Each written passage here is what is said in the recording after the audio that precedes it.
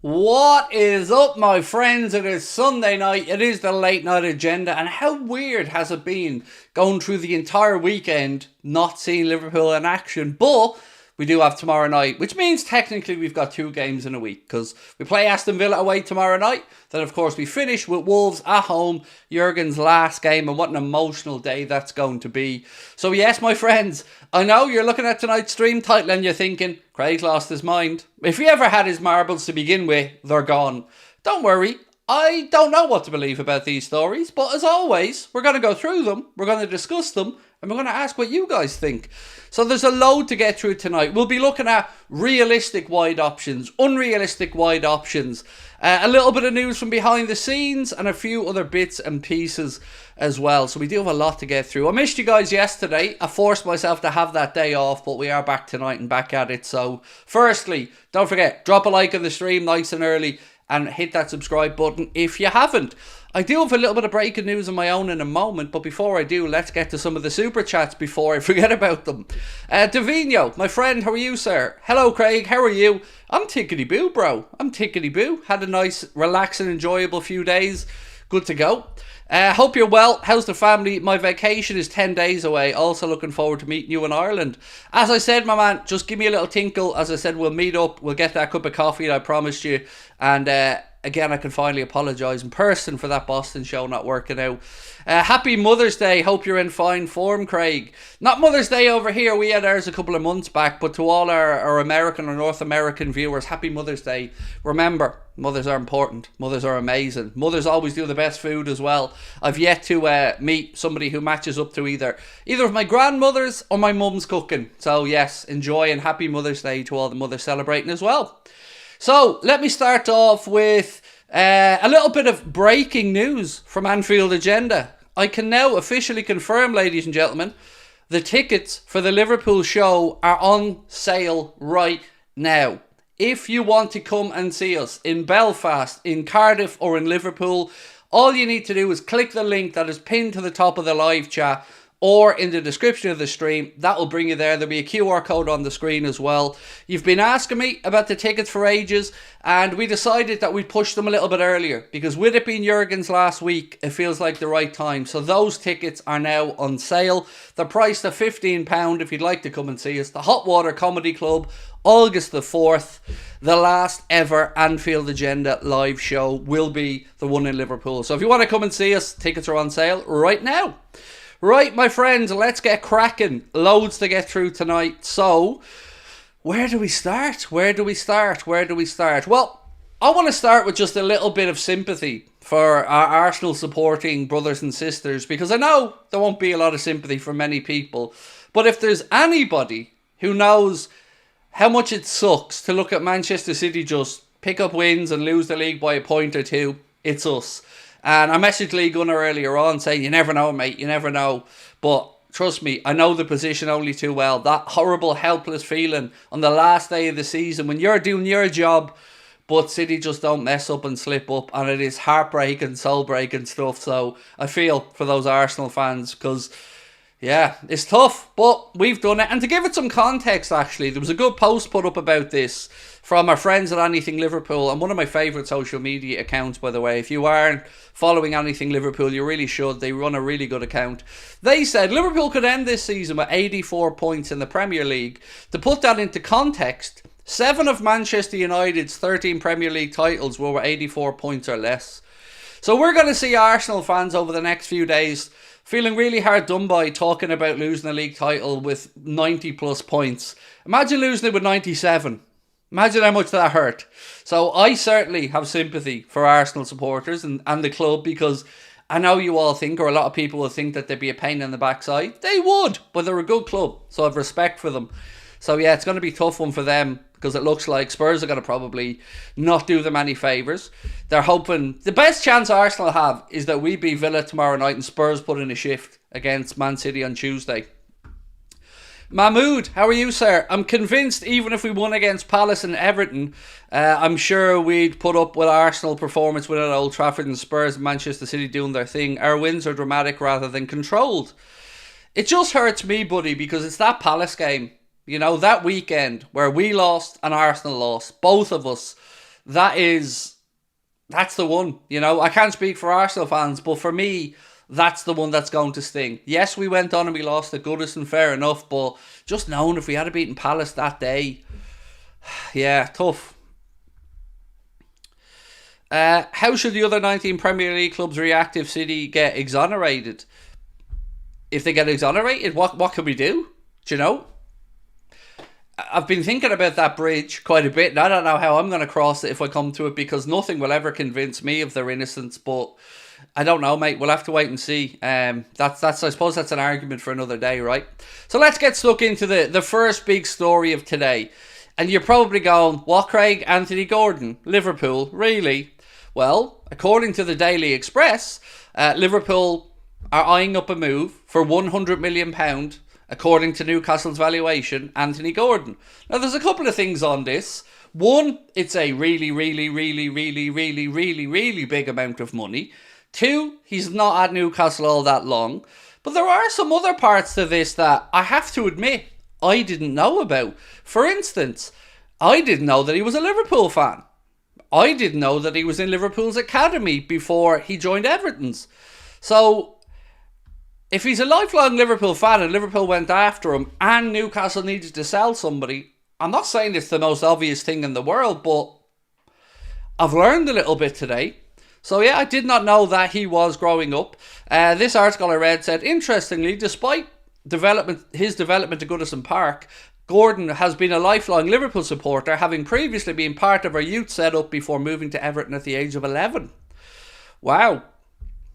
So, I don't think we're going to spend 100 million on Anthony Gordon. It doesn't strike me as a Michael Edwards type of signing, but he is a good player, and he has really come on this season at Newcastle. And I guess everyone's kind of probably just trying to play a bit of a guessing game as to which Newcastle player might be sold. It's been Isak one week, then it's been Guimaraes another week. I can't see them being stupid enough to sell Anthony Gordon, nor can I see us being, I'm going to say a word that I don't like to say, but ambitious enough, because I'd like to see Liverpool go, well, if he's the one that they wanted, let's play a little game for a second. Let's say that Michael Edwards and Richard Hughes were sitting there and they've ran through all the numbers and they decided that the numbers point to Anthony Gordon. Now, again, this is a hypothetical conversation. The numbers point to Anthony Gordon. I'd like to think that the club would back him. If Michael Edwards went to John W. Henry and said, John, he's the guy. 100 million, he's the guy. I'd like to think that the money would be there, but I'm not holding my breath because you know my thoughts on our owners. So, he plays on the wrong side. The amount of people that blow my mind with this crap is insane. You know the guy Kudus who everyone wants? What side does he play on for West Ham? The left side. You know that Sadio Mane fella that was quite decent when he came to Liverpool, that we all think of as his brilliant left-sided attacker? Remember where he played at first and where he played with Southampton? On the other side. So don't rule out any wide player because they necessarily have played on one side or the other. There's a modern fascination with inverted forward, but it doesn't necessarily mean that that's the be-all and end-all. They can play on either side. So I would look at it and look at the scope of it and think any wide player could be in the conversation for Liverpool. Not necessarily saying Anthony Gordon's the guy, but for instance, I don't think he's worth 100 million. I don't. I think he's a good player. I think he's definitely improved, but I don't know if there's a £100 million footballer there. So yeah, don't focus too much on he plays on this side, because that's just in one team, in one system, and maybe it is the preferred side, but there's many, many instances of players who switch sides.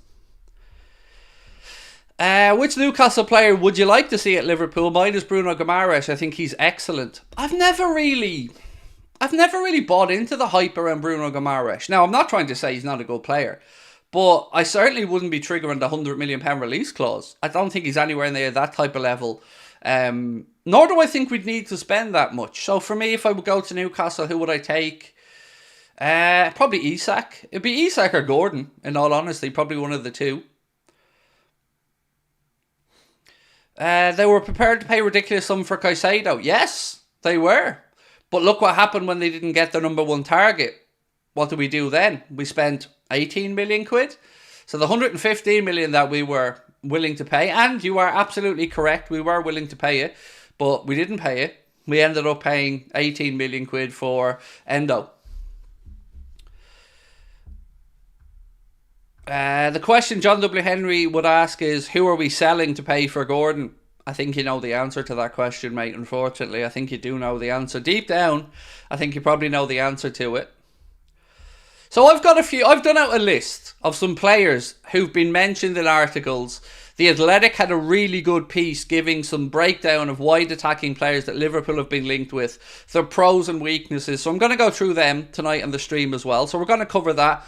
We're going to cover a little bit on Jared Bowen as well, it was mentioned. We're going to speak about a couple of players leaving Liverpool. Actually, I'll probably move on to that now. So Mateusz Muzialowski is expected to leave in a free transfer at the end of this campaign. And Frauendorf is expected to depart as well. So that's two young players at Liverpool who look like they're edging towards the Anfield exit door. So Mateusz Muzialowski, the guy who, when he was signed, was mentioned as the Polish Messi, he's looking like he's heading out on a free. And according to Jack Lusby as well, Mekelamu Frauendorf is another one who looks like he is departing Liverpool this summer. Did we see Old Trafford, by the way? Can we take a moment, all of us, together, in unity, to think about those poor season ticket holders at Old Trafford who didn't quite sign up for a water feature when they bought their tickets? If you don't know what I'm talking about, remember the old photos of the leaky roof? They wish that they were only that now. It's the theatre of streams now, ladies and gentlemen, because there was a river running down through one of those stands at Old Trafford, and it was absolutely comical. The state of that team and that club right now, it is hilarious. Imagine going out there and cutting all the money that Ineos has. No tickets, no freebies to the FA Cup final, no travel, no jolly ups, no plumber, no roofer, no chance of staying dry. Gonna have to start giving out wet gear with the season tickets at Old Trafford. It was mental. Did you see it? Now look, the weather was bad. But come on. Absolute state of it. I've never seen a stadium at the top level flood that badly. It is brilliant. No other way to put it. Brilliant. Sums the club up absolutely perfectly. Disneyland. Remember when they were trying to get Kloppo? They were pitching it as Disneyland. Fucking Pontins, more like it. Disney. No offense to Pontins, by the way. Sorry, Pontins. No offense intended. And usually you pay extra in your business or your place for a water feature, but you know what I mean? Maybe United are just playing, I don't know, 5D chess. Right. So, now that we get back to serious matters, but feel free to have a little chuckle at United if you want to, carry on. So let's talk. Do you want to talk about Kudus first, or do you want me to go through the list of players that the Athletic have mentioned as options for Liverpool? Happy to go through either one. Do you know what? Let's just start with a little cheeky Anthony Gordon poll, and then we'll move on to the next one. So, would you pay 100 million for Gordon? Yay or nay? I mean, I think I know the answer to this, but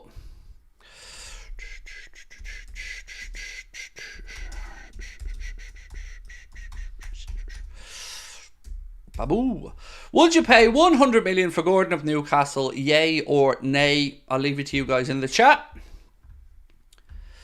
Now remember, it's not your money you're spending, because I sometimes get like that thinking 100 million. But as I've gotten older, I've kind of got to the point of, as long as it's the right player, I don't really care about the fee. Now I'm not saying that that's the right player, but I am saying I don't care about the cost of anything, because it's not my damn money, and it's about time John opened up the wallet. So for me, it's more about, are they the right player and would they improve the team? And if the answer to those are yes, then the money's the last question I think about. Now, of course, us being Liverpool fans, we have to be chartered accountants, psychologists, plane spotters, tacticians. It's hard being a football fan these days. Nah, he's a toffee. He's a Liverpool fan. And he only became a toffee because Liverpool released him from Liverpool's academy. I mentioned that at the start of the stream. I didn't know this. It was something I actually read on the Echo. It said, interestingly, despite his development at Goodison Park, Anthony Gordon is a lifelong Liverpool supporter, having previously been part of their youth setup before moving to Everton at the age of 11. It's that's information I genuinely didn't know.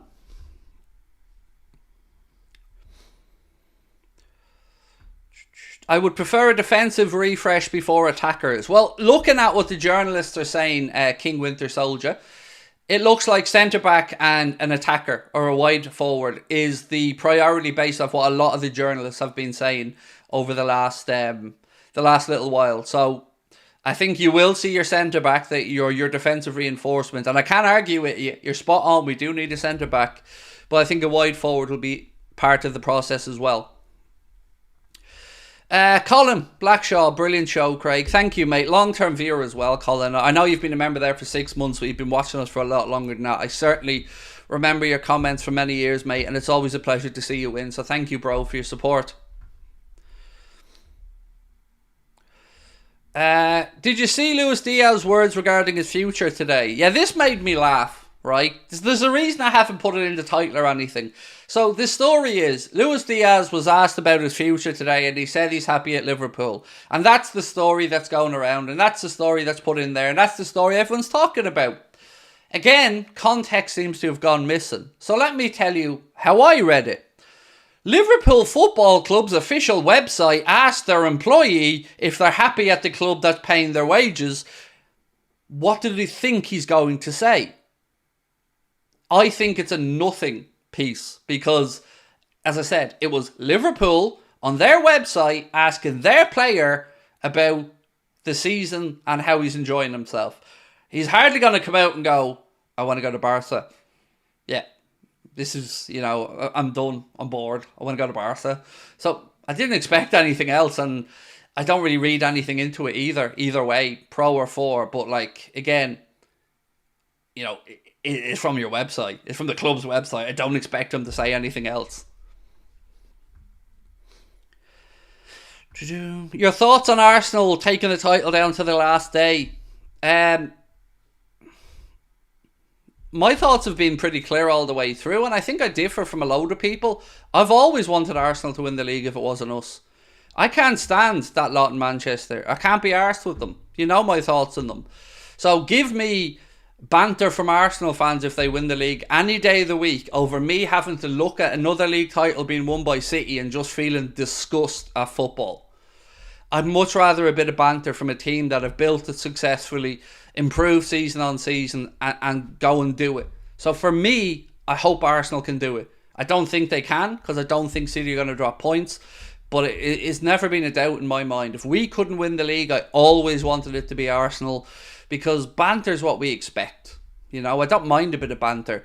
When we won the league, we were, a pain in everyone's backside, because we're supposed to be.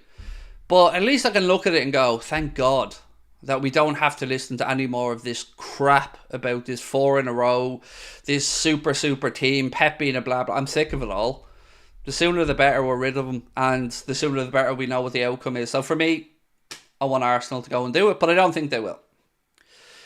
Hey Craig, love this channel. Thank you, Ryan. Appreciate you being in with us.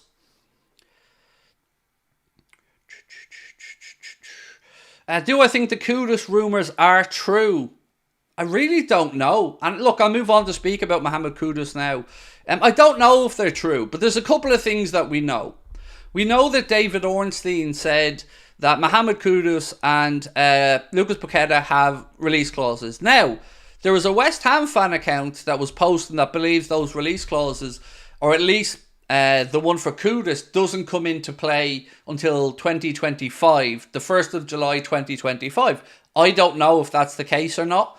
All I can say for certain is that David Ornstein said that there was a release clause for Paqueta and Kudus, and that may see other clubs hovering around some of their stars, and it may make it possible for them to move. So, would I pay 85 million? I think it again comes back to what I said earlier. My first question is, would I have him in the team? Would I like to see him at Liverpool? And based off what we've seen with him at West Ham, yes. I think he's a very good footballer. Do I know if Liverpool would pay that money? I really don't. But for me, it's a question of would I take him or not, and I would take him. So I guess, yes, I'd pay it because it's not my money. And I'm sick of us being tight. I'd like to, if he, again, my reply is this. If he's number one on Edwards' list, then I want to get to number one on the list. It's that simple for me. So yeah, I would take him. And yes, I probably would pay the 85 million if that was what it took to bring him in. But I'm not sure what to expect from our side. And look, I'll speak about this as well. This came from...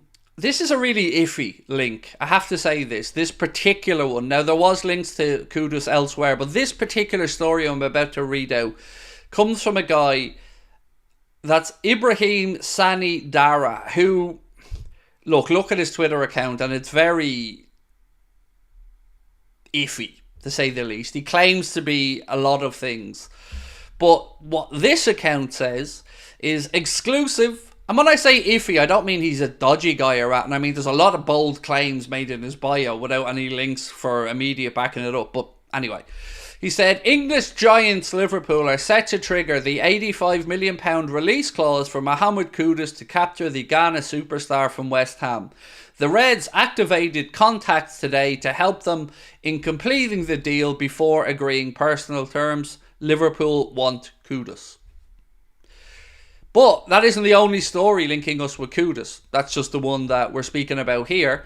But there have been quite a few linking us to Mohamed Kudus in recent times. So I don't know how seriously to take that one, because I don't know anything about the guy making these claims.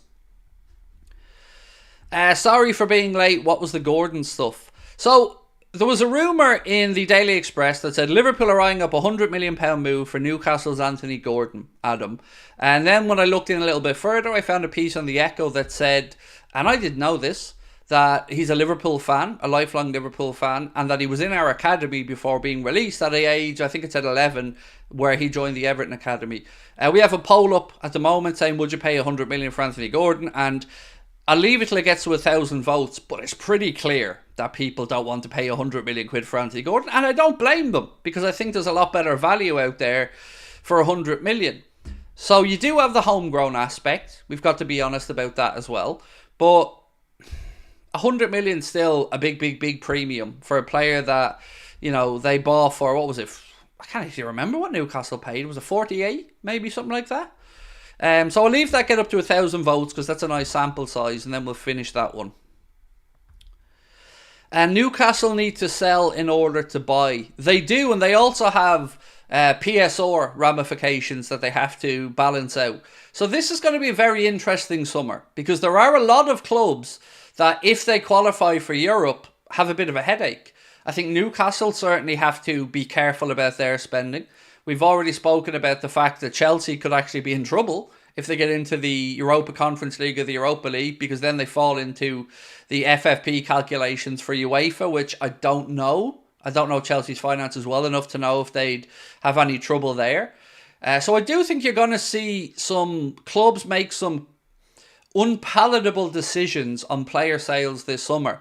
And this is where we should be looking to pounce, because we have, from my research, at least, probably more, but at least £100 million wiggle room. Plus, and there are people who will talk that finance through way better than me, but we have the ability to spend this summer. And if we wanted to have one of those restocking summers where you spend a load of money, we could do it this summer, and it wouldn't cause us too many problems. But it would cause John W. Henry problems, because John W. Henry's cheap.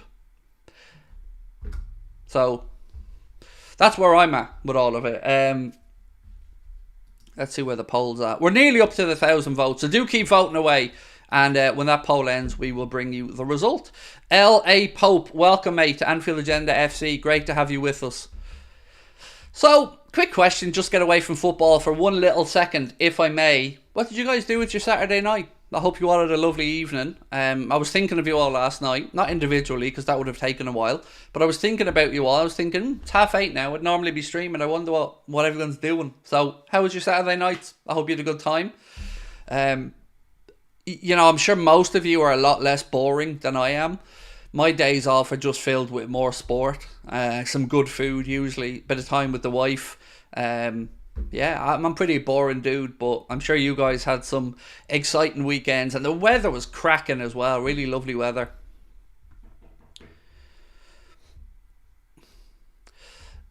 Coach Bill said, "Hey chat, thank you for joining the stream. Please smash the like button."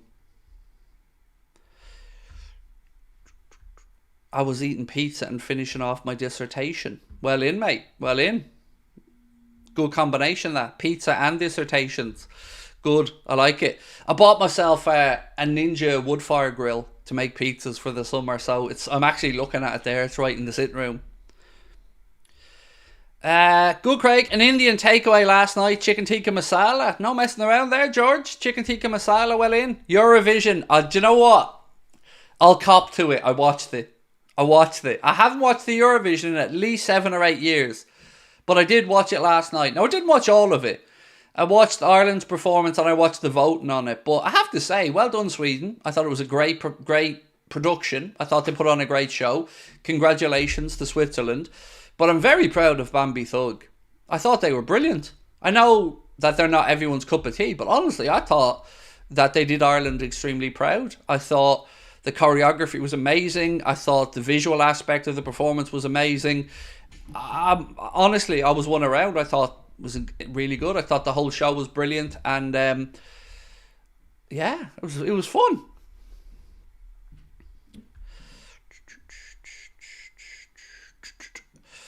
Sat on the beach with a few beers. Nice, Mike. Nice. We like that. Well, Ian. Right, let's end this poll anyway, because we've gone over the 1,000 votes. Would you pay £100 million for Anthony Gordon of Newcastle? 84% of the Anfield Agenda audience say no, they would not. Craig, don't be surprised with a left field signing like Jonathan David for 30-40 million by Edwards. I don't think Jonathan David's good enough for us. I've watched them enough playing for Canada and playing with Lille, and scores goals. I'm not going to deny that, but I don't see it happening personally. The best Irish was Dustin. Do you know what? Honestly, I thought Bambi Thug was brilliant. Brilliant performance. Yeah, so I'm very proud. I thought they represented Ireland magnificently well. What was Ireland thinking at Eurovision? What do you mean, what were we thinking? That was an amazing performance. If you, it might not be your type of music, no problem, but if you didn't think that Bambi Thug performance was captivating, a visual spectacle, artistic, I don't know what to say to you. I thought it was incredible. Openda, 24-year-old Belgium is sturdier Diogo Jota. 24 goals at Leipzig and 21 for Lens last season. Right winger, who's this? Sula, 21 right winger from Argentina, less expensive than Kudus. So I do have a list of players that I'm going to go through that The Athletic wrote a good piece on. Openda is a weird one because I've always seen fan conversation about Openda, but I've not seen too much media speculation about Openda. So don't really know what to say there. Leipzig are back in the Champions League again next season. But we do have a penchant for signing players from the Red Bull brand of clubs. And I certainly know a lot of people think very highly about Openda. But I haven't seen much on it media-wise. But that means nothing. Because how many times have we seen Liverpool coming out with a signing like that none of us expected? Craig, I can see you've already made your mind up about the Diaz move. I can sense your frustration every time you mention him. I have absolutely zero frustration with Diaz, other than I don't like anybody who doesn't want to be at the club. But his performances have been more than good. I promise you. Okay. Do you know what? I said to myself yesterday, I'm going to be a straight talker. I'm not going to sugarcoat shit anymore because I'm fed up with people. I can't win. You know, not having to go at you here, bro. Sorry. I mean, I'm going to say what I feel.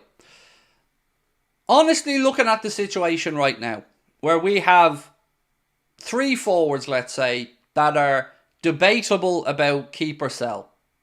Those 3 forwards, if you go on this assumption with me, would be Diaz, Salah and Darwin. And everybody has different views and different opinions on which one they would sell or wouldn't sell and why. And I try to be respectful to all of them, even though, I may not agree. But here's where I'm going to be honest. I'd still keep Diaz and sell Salah. The only thing that turns me about Diaz is that whole wanting to go to Barca stuff. And if he's truly happy to settle back in on the money he's on, I think Diaz is an asset. So no, there is no I've made my mind up about him. My mind was made up to sell Salah.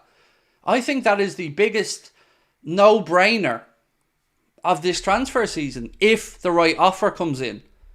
So for me, I would sell Salah, but it would need to be in excess of £80 million. Yeah, that's the one I'd move on. And simple reason is, like I've said many, many times, to me, the numbers and all are one thing, but it's the contract situation, it's the lack of pace or the dropping off a yard or so, and it's the constant, and I can only be honest about this, the constant drama around Mo since he's been at the club has never sat well with me. Now you might say, what drama? But I'm talking about Rami Abbas winding people up, talking about respect on contracts, talking about being willing to go, I think, to a Premier League club at one point was mentioned if it wasn't sorted out with Liverpool. I just always felt like nothing was ever enough. That's just my honest view. I always felt like brand Mo was the most important. And you might say, duh, of course it is. For him, yes. But for me as a Liverpool fan, not so much. I appreciate the man. I love the man. But I think it's a no-brainer to sell. If somebody put down nearly 85 or 100 million pound for a 32-year-old, I'd sell tomorrow. Because he's got 1 year left on his contract and I wouldn't be the one committing more money to him. So for me, that's the truth. So I know people like to think they know what's in my head and, you know, think they can pick up on the tone up, but that's where I'm at. Of the three forwards, he'd be the first one out the door if the right money came in because of his age. If Mo was 30, 29, wouldn't have this conversation. 29-year-old Mo, have at it. But not now. Not when I know that we need every damn penny we can because our owners are cheap. And that comes into it as well. So that's my honest view on it. And I'm not expecting you to agree. But be respectful in your responses is all I could ask.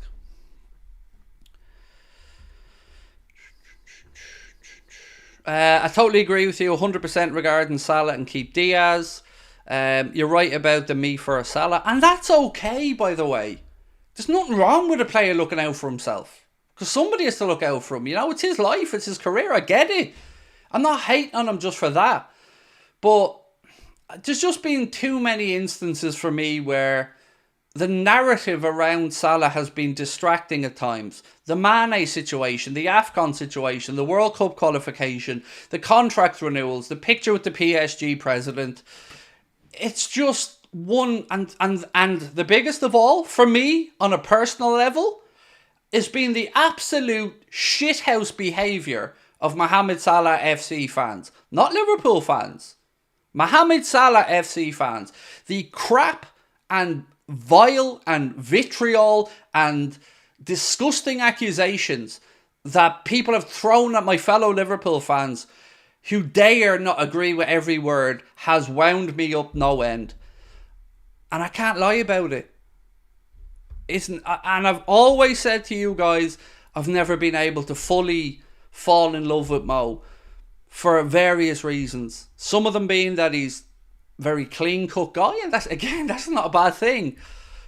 But that's genuinely where I'm at. And I'm ready for the abuse now because, as I said to you, I'm here and I'm going to stand my fucking ground now on my views even more so.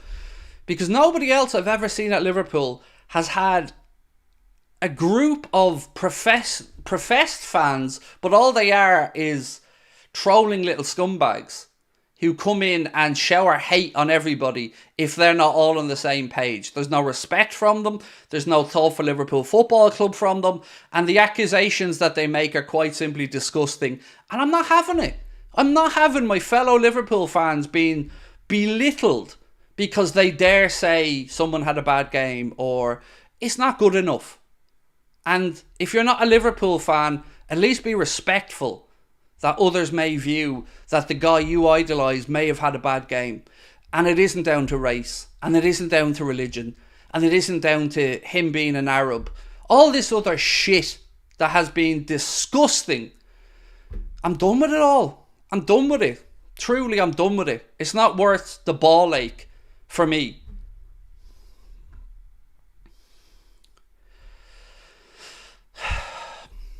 That's my honest view on it. Salah is still the best player in the Premier League and at Liverpool. He absolutely isn't. If he's still the best player in the league, then why isn't he on the shortlist for player of the season? There is a Liverpool player on there, but it ain't Mo. So, no, he isn't the best player in the league. And the best player at Liverpool, depends how you look at it. Certainly up there in that conversation. But I don't believe he'll be winning Liverpool's player of the year vote. I think that'll be Virgil van Dijk as well. But then again, that's my feelings on it.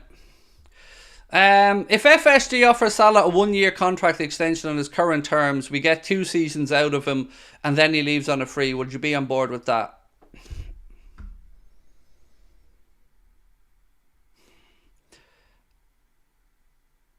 I don't know if I can answer that, honestly, Pranav, because here's the reason I can't give you a straight answer. We know our owners, right? And I truly feel like for us to do some sort of a rebuild, whether it be an attacker or a defender, we're going to have to do it with one cheapish signing and then money from elsewhere. So knowing our owners, no, I wouldn't. No, I wouldn't kick up a fuss. If Mo signed a contract on 300 grand a week for another year, I could understand that decision, of course. But I don't think it would be the right one, because you're still allowing them then to leave in 2 years' time. And we're a club that's supposed to be smart. And to me, being smart is selling a player at the right time. Letting him become somebody else's problem if he starts having more injuries, or if he drops a little bit of pace, or... Like, do you know what? I sat here and I watched... Who was it scored a goal the other day? I can't remember who. I was watching yesterday. And somebody who was a wide player, and he cut inside onto his right foot, and everyone knew what he was going to do, and he buried it in the top corner, and I just thought to myself, Mo used to do that all the time. When's the last time he did that?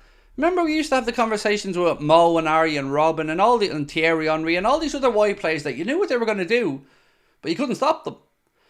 I don't remember those days anymore. And now I remember feeble little efforts and the first defender stopping him. No, I wouldn't. I'd sell. For me, it's sell time with Mo. That's my honest view on it. Get the money in if it's on offer. If it's not on offer and no offer comes in, I can understand where you're coming from, Pranav. But what I would say to you is I don't think we're in a good position in this negotiation, in my humble opinion. I think Mo and his representative have the leverage in the conversation. Same with Virgil, same with Trent. What they all want, I don't know. That'll be figured out. I think Virgil will stay. I think Trent will stay. I don't know what Mo wants to do, but I believe he has the leverage because, you know, he can sit back and know in January he can sign a pre-contract to any club outside of the Premier League and off he pops in the summer for free. So I don't like that we're in this position. I said it so many times over the last couple of months. I don't like that Liverpool have allowed this to happen with Trent, with Virgil and with Salah. It just seems like bad business to me.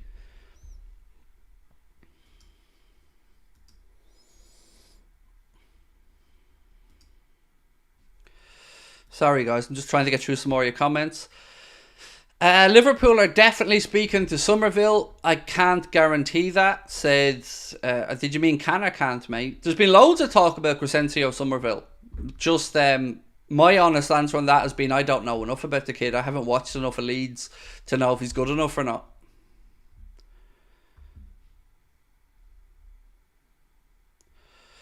I believe we've had the best out of Salah, but his best years are behind him now, and it'll be very interesting to see what Edwards, Hughes and Slot decide to do with him. I agree as well. Like, when you have this Mohamed Salah conversation, I feel like when I have it with you guys and rational people, they understand it. But I'm going to say something really blunt again, because I don't think enough people live in the real world. Football is a what have you done for me lately business. You got paid for all the great stuff you did. You were rewarded with contract increases that he absolutely deserved, every penny of it. But football's a what have you done for me lately business. And I don't see the same player anymore. And you should be able to have an adult conversation in saying his history, his legacy, his worship at Liverpool isn't in question. His record will stand the test of time up against anyone's. He will always be mentioned as a Liverpool great. That isn't a debate. So if we can agree on that part, I think the next part becomes quite obvious. Is it the right time to cash in? And I think it is.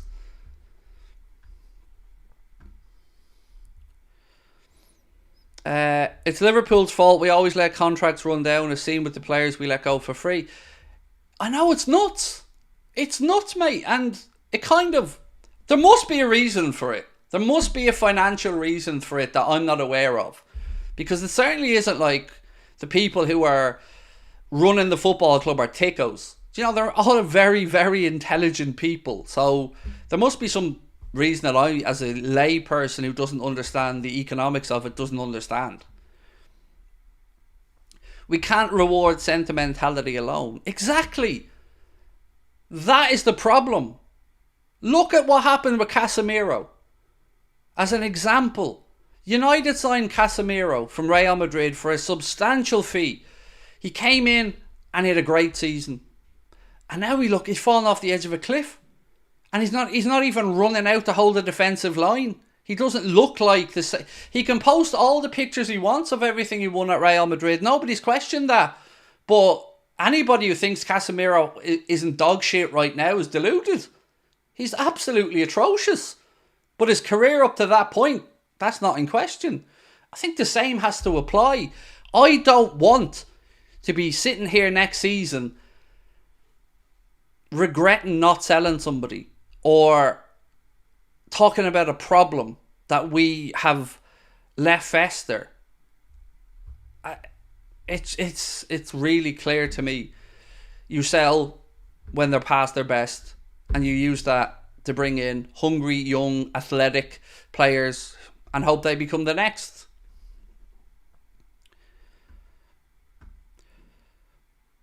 Craig, surely you wouldn't want Gordon. He's awful. Shouldn't even be considered. He's not awful. That's not true. Is he worth 100 million? Absolutely not. And would I want him? No, he wouldn't be at the top of my list. He'd be alright. I mean, if Liverpool got him for 60, I think it's okay, but I wouldn't be pinning me hopes on him. He definitely wouldn't be on my top 3. Casemiro is a prime example of sell a year early, not late. Exactly, Fritz. Now remember yesterday, I'm going to read you out something that I read. Excuse me, it wasn't yesterday. It was the day before. I'm going to read you out something. Michael Edwards wanted to run Liverpool using many of the concepts that Florentino Perez used to run Real Madrid before his power was ousted, selling older players at the right time, scouting players from non-EU areas, buying many young talents ready to succeed, yada yada. That's how Madrid do what they do. Florentino Perez knew that if somebody's stupid enough to hand over £70 million for Casemiro, he'll take that money and he'll go out there and bring in Endrick, Bellingham, Mbappe by the looks of it. He'll go out there and reinvest and get top dollar. And we all look at it and go, how can they do that? Or we applaud it and think, wow. You only get to do that if you make these ruthless decisions and you don't live off sentimentality. That's the point I'm making here. If you want to be like a Real Madrid, you got to be ruthless. And football's a ruthless business, you know? So that's where I'm at with it. Right offer, right time, sell. Ruth Jane said, come into the Belfast show. Yes, Ruth. Can't believe it's sneaking up on us, mate. It's, 3 weeks from Friday just gone. I can't wait. It's going to be brilliant. Totally agree with you, Craig, about Salah. Brand Salah and Diaz plays with his heart. I just want Diaz to want to stay at Liverpool. So do I. Like how it's very easy to like Diaz. He gives everything. We can talk about wastefulness and we can talk about decision making and whatnot, but the dude is energy personified, and he's 27. He is in his prime. So him and Gakpo as an option on that left, with Darwin central or left and Gakpo possibly there, and then if you have another option on the right hand side, I think that makes a lot more sense. Sell Salah, bring in another wide player right hand side. Let's see what Cade Gordon or Ben Doak can do as well, and go from there.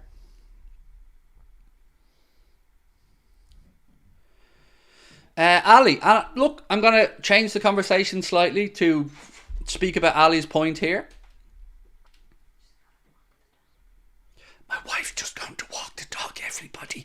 She's just whispering now, and she also did this. Just so, because I don't know what walking is like. Is that or this? So, you go walk the dog. Love you. Bye.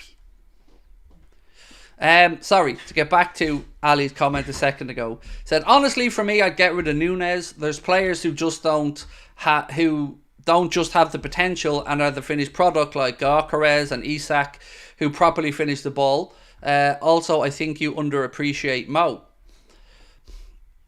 So, I'm going to break this. I'm going to work backwards through your comment, Ali. Let's start with the underappreciating Mo. Is saying that his status at Liverpool is secure, that he's a legend, that his numbers have been phenomenal, that he's one of the greatest signings we've made, is that not appreciating the man? You know, I would like to think that what I've said shows that I appreciate the man. But that's part one. Next part on Darwin. I've always said, mate, I respect anyone's opinion on the Darwin situation, because I don't think there is a glaringly obvious right and wrong answer. You know, the opportunity to back him for another year and believe he'll come good, especially with a new manager, I can understand that. I can understand people like yourself as well who think it's time to cash in and move him on. I think that's a difficult call. I think that's a way more difficult call than selling Salah. So yeah, I understand your point on it. For me, I would keep for the year, because I think he's going to have an explosive season or two, and I'd rather it be with us than see him go on to Spain or Italy and do it over there.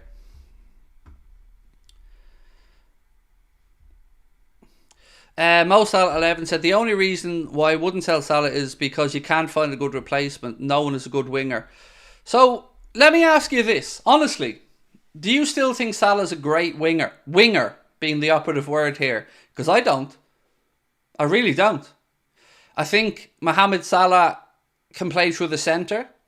I think Mohamed Salah could maybe operate in a sort of number 10 role. But one of the things I always loved about Mo, and for those of you who still think I don't appreciate him, go back and watch me speak about this in at least 20 streams.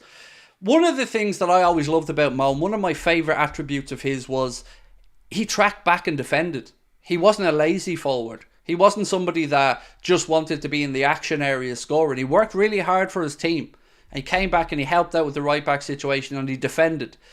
And I've always loved that about him. I don't think he can do it anymore. I don't think he has it in him anymore to do that over the course of a season, because Father Time is unbeaten. So that's another reason, is I think having him on there is hamstringing us to a certain extent, because in an area of the pitch where we're already the way we currently play, leaving ourselves a bit short on the right side, if you can't have Mo tracking back, and remember, Jurgen instructed him not to track back after the hamstring injury, it's not going to get better. We might see a start to next season where he's fresh and has but he's going to go down again. He's going to have a decline again. And I can't see the injuries getting better. I can only see them increasing as he gets older. So I don't think he is a great winger anymore, no. I think he'll score goals and he can be effective in that, but I don't think he's an effective part of the system. I don't think he's 100% firing on all cylinders in the system. So that's my honest view. I think we get Elise. Who's this? Cluz FN said, I think we get Elise because he's young and very good. Well, that leads me on to what I promised you guys I was going to talk about, which is lists of players that the Athletic have spoken about as ones that Liverpool may look at. Now, they're not trying to say these are all 100%. They just went through and came up with some suggestions that they think, for various reasons, maybe Liverpool would look at. And I want to go through them. But before I do, I want to just read something out that caught my eye in the comment section. I find some of my favourite bits of information in the comment section of the Echo or the Athletic. Sometimes it's tripe, but sometimes there's some gems. This one I found really interesting.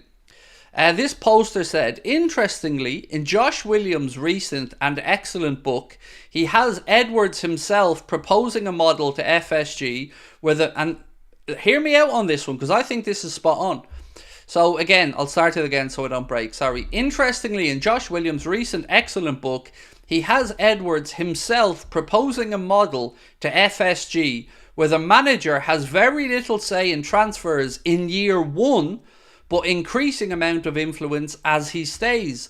This allows you to build squad cohesion by avoiding signing loads of different types of players for different managers who fail, and reward success and give a good manager the squad he needs. Now go back, and I said to you guys, I don't know, 2, 3, 4 weeks ago, that's what I think would happen with Slot, and that's what I would want to happen with any incoming manager. You're going to earn the right to have more influence. He earned that over time.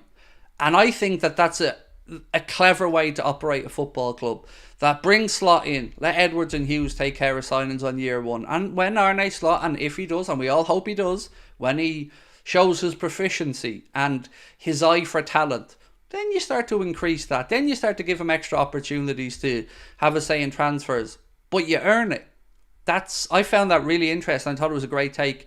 Rachel Todd, welcome to Anfield Agenda FC. Somebody said I missed the super chat, but I've scrolled back through and I can't see it. Right, here it is from Mark. LA Pope said, evening brother, big fan from New York City, love the passion, thoughts on Crystal Palace's Wharton and percentage chance of signing De Gea. De Gea, I would say 0. Wharton, don't know much about, to be honest with you, mate. So sorry I missed that super chat initially. Thank you so much, mate, for your kind words about the channel. Really appreciate your support, but I don't know all that much about the guy Wharton, so I'm going to have to hold my hands up on that one, mate. Hi Craig, I speak Spanish. Diaz never said he wants to leave. His dad said that when he was young, it was his dream. The Barca and PSG transfer was hearsay, never confirmed. Lewis is happy at Liverpool. So, good. I hope, mate, that's good news to me. That's exactly what I want to hear. Because as I said earlier on, I think Luis Diaz is a great asset at the club. My only gripe was I don't like anyone looking longingly away, but if, you know, what you've said is, and I think there was more than once, by the way, with his dad, I'm being honest, I think it was more than once, but you're right, if he's happy here, brilliant, keep him at the club. He's 27, he's in his prime, he's already our player. I'd be, you know, and he's on really good money, by the way, for us, I should say. Probably not getting paid enough, in all honesty, so yeah, happy, no issues with that at all. Just secured my ticket to your Liverpool gig. Nice. You may be the first ticket sale, mate. I don't know, because I don't have control over the information for the Liverpool tickets. They're sold on the Hot Water comedy site. And on that, actually, while you're all in with us, just an announcement, as I did earlier on, tickets are now on sale for the Liverpool show. We're going to be in Cardiff August 2nd and Liverpool August 4th. They're our last 2 ever live shows, so if you want to come and see us in Cardiff or Liverpool or Belfast, you can get your tickets via the link pinned to the top of the chat or in the description of the stream. But we just put those Liverpool tickets on sale today, so hope you can come and see us. The price of £15. I think there's like a £1.50 booking fee or something like that. But it's going to be great fun. Can't wait to see you guys. It's an all ages event as well, like the Cardiff show. So doesn't matter what age you are, you can come along, and we're gonna have a fun evening. And well in, Jason. Thank you, mate. I think you're the first tickets I know about anyway being bought for the Liverpool show, mate. So thank you so much for that. And we will make sure afterwards that we have a time where we go out and have a chat, take pictures, meet all you guys as well. So appreciate your support, mate. Really do. Craig, that increased say in transfers led to another dispute between the coach and the front office. Yes, it did. Jurgen won the power battle. I think that's fair to say. Yeah, it did, but I think in theory the earning the right to have that say. Slot is never going to be a Jurgen though. Like, no matter what Arne Slot does, and I hope he does great, and I'm looking forward to him, Jurgen was always going to be somebody that had to grab the whole club by the scruff of the neck and carry it on his shoulders for some extent. You know, he was that guy. He was the figurehead of the club. He was all of it. So, yeah, I think he probably came in with a little bit more gravitas and leverage in those conversations as well. Hope your family's great, Craig. They are, Dave. Yes, I can't complain, mate. Can't complain. All good, thank you. Do I think Núñez is washed? No, not at all. I just think that he needs some work on that last action, whether it be when the time is run or whether it be to just take that moment in front of goal to learn that he doesn't have to put his laces through the ball. You know, a caressed finish is fine. There's a player in there, you know, and I'm willing to give him another season personally, but as I said, I totally get it if other people feel differently. I don't think there's a right answer here. I don't think any of us can say with any certainty, I'm right, you're wrong on Núñez, because you know, there's valid reasons for everyone to have that opinion. Craig, why is this your last ever show? You mean the live shows? There were a lot for me to go through personally. I suffer really badly with anxiety. And the idea of standing on a stage, being that vulnerable on my own, in front of a group of people, it's not something that comes easily to me. You know, this I took to like a duck to water, but I've always had a fear of a live performance. So yeah, I have to go through intensive psychologist preparation for a live show, which involves a walkthrough in the venue and breathing exercises and mindfulness before I go on stage, and lots of other stuff that it takes it out of me. I don't sleep well coming up to them. Yeah, so I wanted to challenge myself and do certain things, but I realised when we've booked in these shows that I'm looking forward to them, but I'm also looking forward to them because I know that they're going to be the last ones I do. So we will have meetups in the future, you know, but there's going to be no more on a stage show talky stuff. I'm not built for them, you know. I suffer terribly with anxiety and stage fright. Tell us about the transfer news. I'll do what I want. I've gone through the transfer news. Not my fault you can't hit the rewind button, bro. Don't come in with an attitude to me. I'm in the middle of talking about something that's quite sensitive to me. So, yeah. Be better and leave me alone. I've gone through the transfer news and I'm going to go through more of it now in a second, but, you know, forgive me if I answer somebody's question.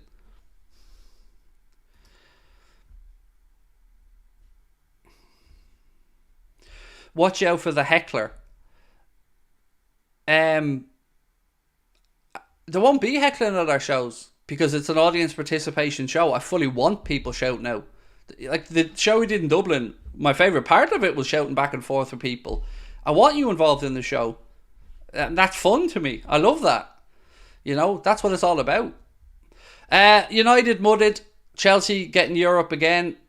You could do, mate. You're certainly in a good position at this point. Right, so I've got distracted so many times now. I'm getting into this conversation about the list of players.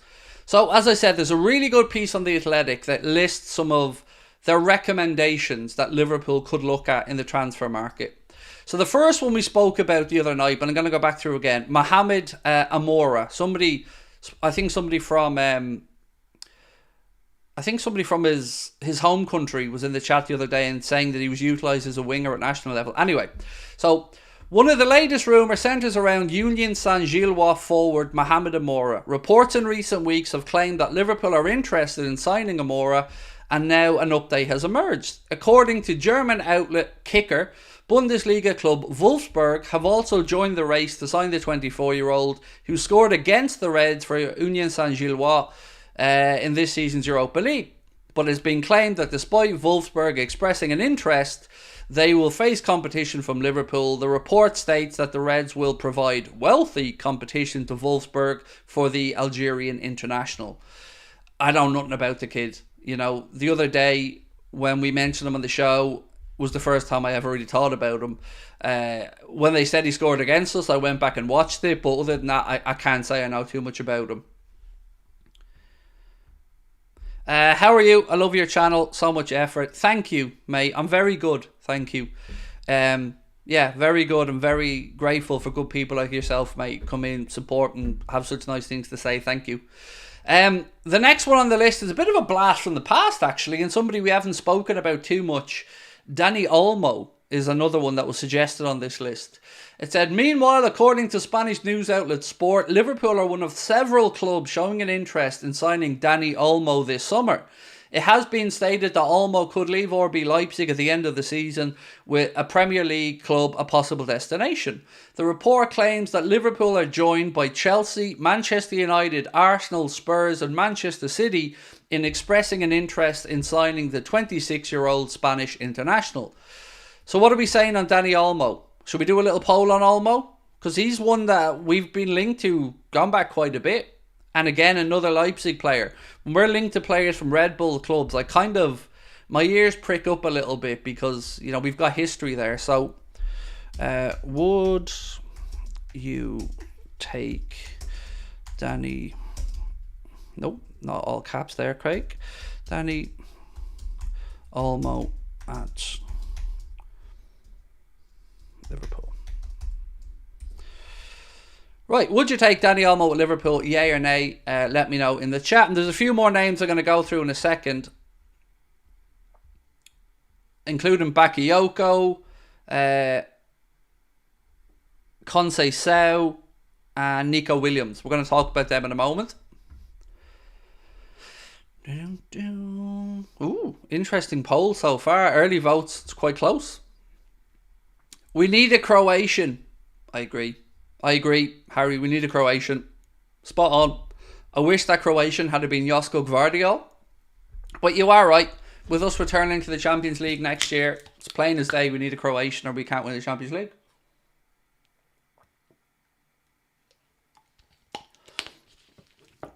Craig, he's 26, almost ready for a bus pass.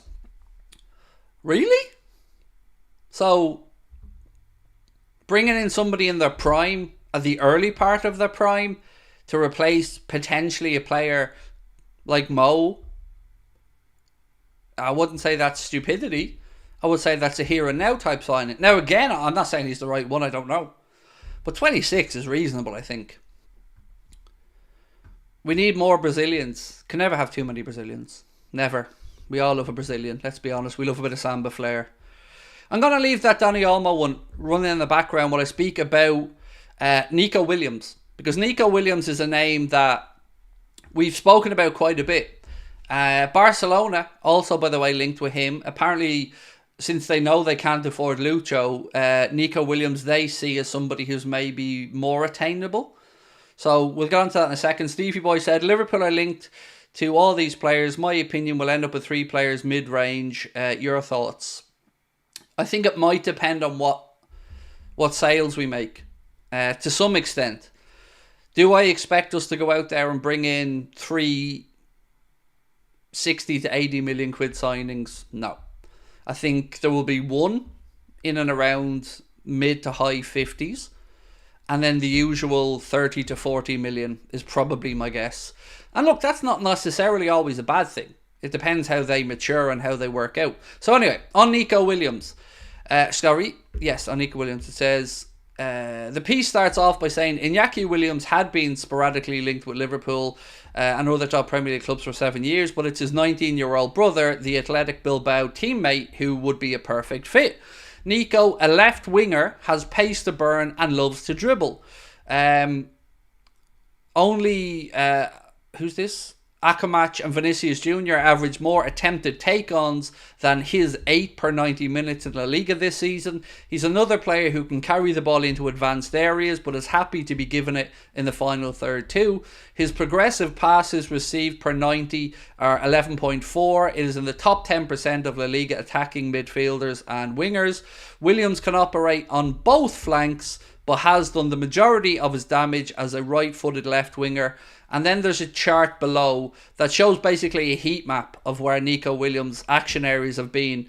And it is very much in the final one-third left-hand corner of the pitch. His 16 assists alongside 7 goals in 34 games in all competitions this season highlights his creativity. He likes to run into the half spaces, cut balls back across goal, and that's a key feature of Arne Slot's attacking style of football. He's settled at Athletic and recently helped the team win the Copa del Rey for the first major trophy in 40 years. There have been previous interest from Villa and Chelsea when he signed a new 3-year contract in December. He has a €50 million release clause, a price which may appeal to Liverpool. So, I like Nico Williams. I really, really like Nico Williams. But when somebody said that he was on 250 grand a week at Bilbao, that kind of shocked me. But then they explained that, of course, Bilbao don't really pay too much in transfer fees, so a lot of their revenue does go on wages, and 250, it's a lot. It's a lot. But as a player, the price point of €50 million for release clause, I think it's definitely in the realms of the right type of player. And I very much like Nico Williams. Now, I know, as the article said, he predominantly plays on that left side, but again, he can play on either. And I think of a lot of the names mentioned, and we're not done yet, there's a couple more to go through. So far, he's the one for me. Now, the reason I haven't brought up Jared Bowen in this conversation is one problem that was highlighted in this piece, which was the problem for Jared Bowen would be the price, given he signed a 7-year contract last year that has no release clause. 7-year deal he signed on with. So it will take an incredible amount of money to get him out of West Ham, and I don't see us paying it.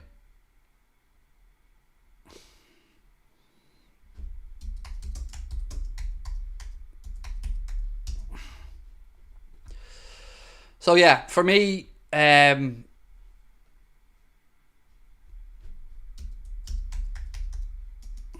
sorry, my daughter's messaged me here.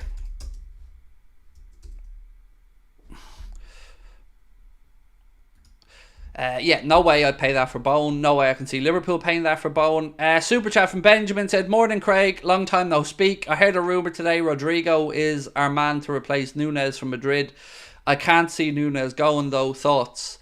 We have a long-held interest in Rodrigo from Real Madrid. He did an interview himself where he said there was a deal agreed for him to come to Liverpool for I think it was about £3.5 million, and then he stayed at Santos and then moved to Madrid. So in a heartbeat, Benjamin, in a heartbeat, I'd take Rodrigo at Liverpool. And if Real Madrid do need to sell, I'd like to think we're at the table, but I'd have my doubts. But I really like him as a player. Right, anyway, as I said, some more names to go through. And we'll move on to speak about Elise and stuff like that as well. The next name on the list was Bakayoko. So Bakayoko is somebody who's been linked with Liverpool a lot over the last year. And again, the Athletic write, Bakayoko played a key role in denying Arne Slot a second successive Eredivisie success. Obviously, PSV went and won the league. The 21-year-old, another left-footed right winger, has been one of the best players in Dutch football this season, and his 12 goals and 9 assists and 31 appearances only tell a little part of the story about how effective he's been. The Piece goes on to say, only Feyenoord's Quinten Timber and PSV teammate Veerman have logged more shot creation actions, meaning shot creation actions are defined as the two offensive actions directly leading to a shot. So they reckon Bakayoko is pretty damn good. I don't know anything about the kid because I don't watch PSV Eindhoven, but I know a lot of people, Dutch people in particular, don't think he's ready for the step that I've seen or have interacted with. So I'd like to know what you guys think of Bakayoko. Olmo, this one's really interesting. The Olmo vote is really close, so do keep voting away on that one. No, not Dutch again, said Saif. Craig, we are not getting Gordon, sorry, but that's just a fact. He wouldn't come to us anyway. He's a Liverpool fan. So, and I'm not mocking you for that, Luke, because I only found out he was a Liverpool fan today. But he's a Liverpool fan and he was already in our academy. So the idea that he wouldn't come to us is probably wrong. The price point is very, very, very, very steep at 100 million quid. But he would probably come to us because he's a Liverpool fan. So I think he would. But either way, I don't think it's a realistic one. Yeah, don't worry, Luke. I didn't know either, mate. I had no idea until I read the Echo piece earlier on today where they said that he was a Liverpool fan. So yeah, on Bakayoko, right, what have we got? I'm born in Liverpool as well, but he was an Everton player. Am I going to have to again just say the same fucking words? He was also a Liverpool player. He was in the Liverpool academy and then we let him go when he was 11. So, your point? There are players who've gone between Liverpool and Everton, mate. Beardsley, Abel Xavier, what was the other dude's name again?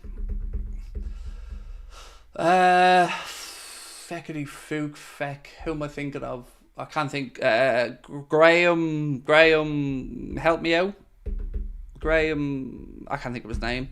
Nick Barmby. Yeah, there you go. There was another one though. There was another one on top of Barmby, wasn't there? Wasn't there? No, I think there was one more. McMahon, not the one I'm thinking of. There's one more. I swear there's one more. Yeah, can't remember.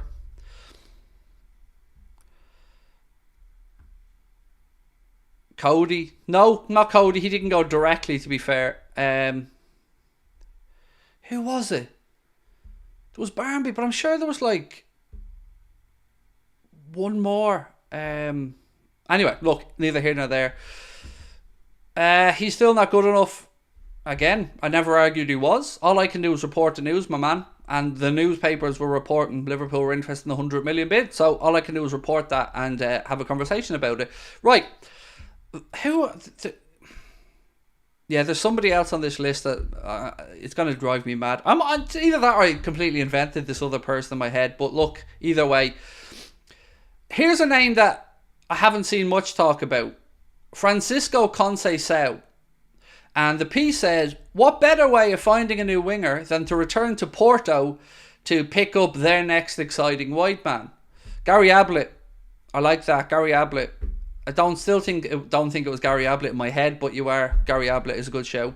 Conceição is 3 years younger than Diaz was when he arrived from the Portuguese club in 2022 and is another player Slot should be well aware of. The now 21-year-old spent 22-23 on loan in the Netherlands at Ajax and featured twice for them against Feyenoord. That fact implies he's only truly established himself as a first-teamer in Portugal this season. The diminutive winger is left-footed but has predominantly operated on the right-hand side for Porto and is a relentless dribbler. His figure of 6.4 take-ons per 90 minutes is among the top 5% for attacking midfielders and wingers in the Portuguese Primeira Liga this season, and his 3.1 successful take-ons per 90 is in the top 6%. I don't know much about him. I really don't know much about Conceição. Thoughts? Conceição is a baller, says David. What about Joe Bellingham? has he been doing well at Sunderland since he moved there? I haven't really paid attention. Yeah, not his name's not really done the rounds much that I've seen. Rather, not just with us but elsewhere. Give me Conceição. He's another baller. Right, I need more Conceição thoughts. If we got to Porto, we should look at Pepe. He was boss again against Arsenal in the Champions League. So I think I got mixed up. I think it was probably Barnby I was thinking of, but for the Everton thing, I mean, I think it may have been Barnby, but I was confused. I was thinking of something else. He's mid, said not Tyra. Liverpool need to be prudent in the transfer window and buy for the right price and not get robbed. I have no idea how much Conceição would cost either, by the way. It was just a name again mentioned in that Athletic piece, along with Dani Olmo, Mohamed Amora, Jared Bowen, Johan Bakayoko and Nico Williams. They were the ones mentioned in that piece. Somerville has really impressed a lot of people, said Owen. Loads of chatter about Somerville. The guy what's his name? Marcel van der Kraan, is that his name? Dutch football journalist. He said he thought Slot was coming to Liverpool and it happened, and he also said he believes that Somerville is likely. So it could happen. Like, the name on Somerville's been doing the rounds a lot. Some people think he's not good enough and others think he's brilliant. I don't watch all that much of Leeds, so I've no idea. And but I would, if I was to guess, I would say he's definitely on the list of 5 that I would say is serious interest in.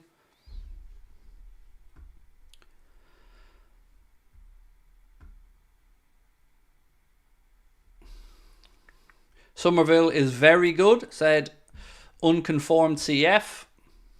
Leeds will take 35 million to Colin Blackshaw. See, we could do a little bit of a dealo here, because Nat Phillips to Leeds, there could be legs in that story as well. So maybe we could, part exchange maybe, or get some money in for Nat Phillips, and then obviously there'd have to be a lot more money on top of that for Somerville. But Somerville and Kubo, I think you meant to write Kubo, Freedom. Edward signings discreet, nobody will know, possibly. Yes, and I love that. I love that we all guessed, and sometimes it's just bing bang bosh. Here's a signing and none of us have spoke about it. I love that. I'm going to say something I've said many, many, many times, though. It still feels to me like Mickey van de Ven is the one that got away. The more I watch him, and I know he's had an injury blighted first season with Spurs, but the more I watch him, the more I think he's one that we should have gone after and made that move when we were linked with him. I really do like him.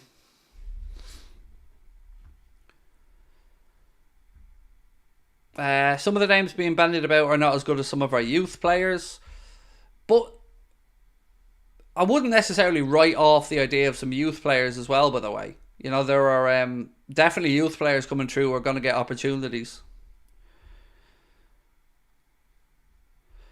Yeah, I think it must have been Nick Barnby. Sorry, Mark just sent me a message. Mark, I think it must have been Nick Barnby I was thinking of. We defo dropped the ball there, said Jordan. Yeah, I think he looks brilliant. And the goal he scored for Spurs again, like from a centre-back, was a good goal. Would have won the league with Van de Ven in defence, said Brixton. Exactly, Craig. Crap transfer business. We let Gvardiol go to City and Van de Ven go to Tottenham. Either of those two, Owen. Either of those two, bro. And I'm over the moon. Whatever about losing out on Josko Gvardiol to City, because we know City's money. The Van de Ven one just feels like we could have got that. Like, it was in the price bracket for us. We could have got that deal done, but yeah, it feels like the one that got away from me last summer. So, I'm just trying to think of something in my mind. Bear with me 1 second. We'll end that poll on Olmo. Would I be right in saying most people want Kudus? because I see his name in the chat so much. But I haven't spoken about Elise yet. So Elise is an incredible player, and I don't know what the clause is in his new Crystal Palace deal, but you have to caveat when you have a conversation around Elise that there have been hamstring concerns this season. I know somebody said to me that, Craig, it's not going to be an ongoing thing. It was just a poorly managed hamstring injury that didn't really fully get healed and then caused more problem. But when he's fit and playing, he's an incredibly good football player. My fear is that I think United have pushed behind the scenes quite hard there from what I've been able to gauge. But he's a very good player, Elise, no doubt about it. But I don't want us taking chances if there's any chance of an increased probability of it being a repetitive injury. The last thing you want an explosively attack-minded player to have is hamstring injuries, because if they lose the pace, there goes a big part of the selling point. And sometimes that can come with being overplayed too young. Sometimes it can just come with being injury prone in general. But I don't know what the answer is on his injuries. As a player, I'd have him in a heartbeat tomorrow, no problem. But I don't know because of those injuries.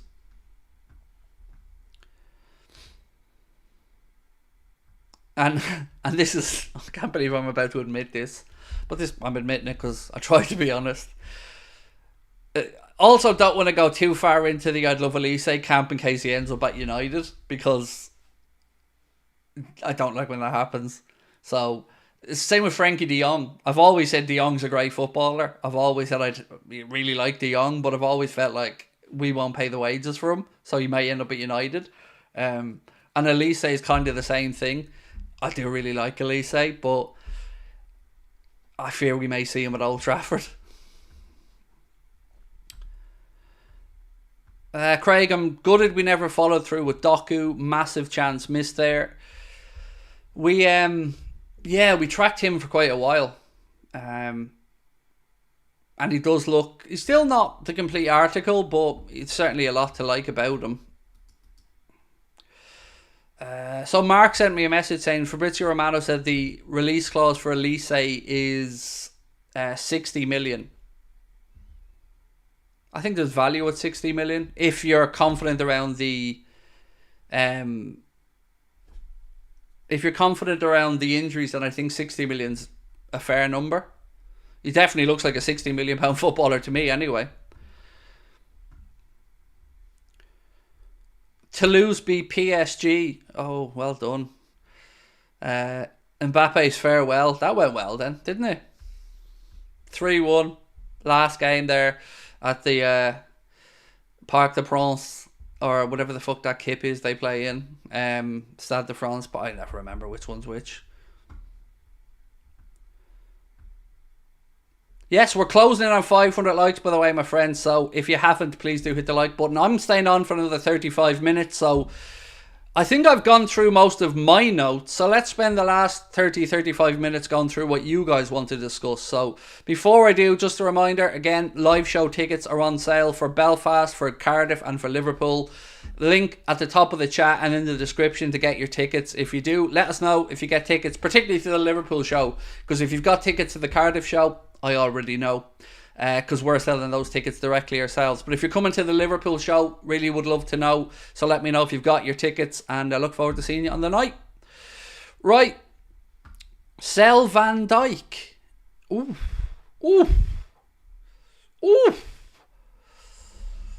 That's a big call. Sell Van Dijk. No. I can't get on board with that. No. Because Van Dijk, as a centre-back who never really relies on pace, relies on his reading of the game, I feel like Van Dijk has another 3-4 years left at the top level. So no, for me, that's new contract territory. I'd probably argue no pay rise. I don't feel like Salah, I think probably not a pay rise as such there for Virg, but no, for me that's a new deal for Virgil. And I was delighted to see that he wants to be part of the next iteration of Liverpool. So yeah, no, for me, keep Van Dijk. What about Matoma from Brighton? A couple of things on Matoma. One, his age. And two, he's been injured. And three, the price. So I would just say no on Matoma. You know, Brighton have done incredibly well. And like a Dingra as another example. There's loads of clubs that be looking at him. I think Barco will come good as well at Brighton and look like an astute signing. The left back they brought in from Boca Juniors. Yeah, their business has been really good.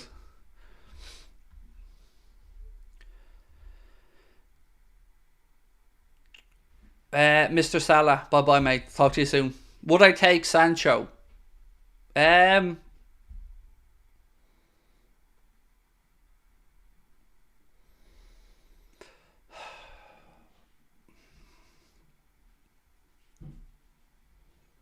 don't know. I don't know if I've been convinced enough that, look, whatever happened at United was a shit show, and the way it was dealt with and handled didn't work out well. But you can't deny that he's been doing quite well, and he's in a Champions League final. I just don't know if the timekeeping and other stuff will be resolved. But he's a great footballer, and he's certainly a lot better than he showed at Manchester United. So, but I'd probably say no at that point, because he did go to United. So I'd probably say no on that reason.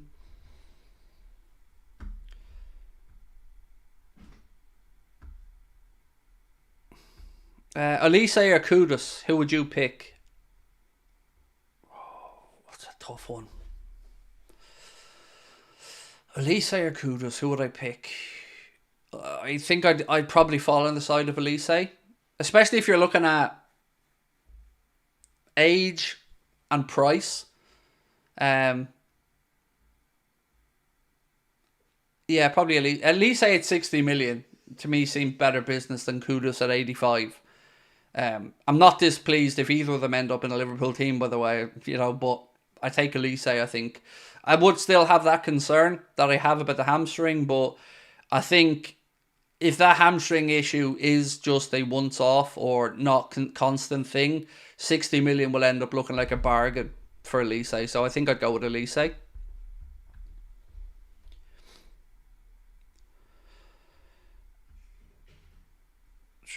If I had to sign one player from both United and City, who would you choose? Kobe Mainoo from Manchester United, and from City,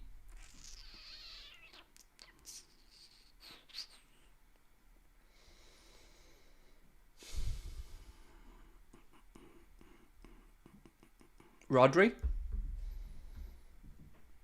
Mainoo and Rodri, if I had one from each team. Although, probably give myself a headache bringing in two players for midfield, but they're probably the two for me. I also really like Julian Alvarez. I thought he'd be really good in a Liverpool team. I think his whole signing never really got the hype it probably deserved, and it was, of all the business City have done, that's probably one of the best bits of financial business they've done, the money they paid for Julian Alvarez. So I'd probably go Rodri, but Alvarez would be a close second. Do I think Darwin is going?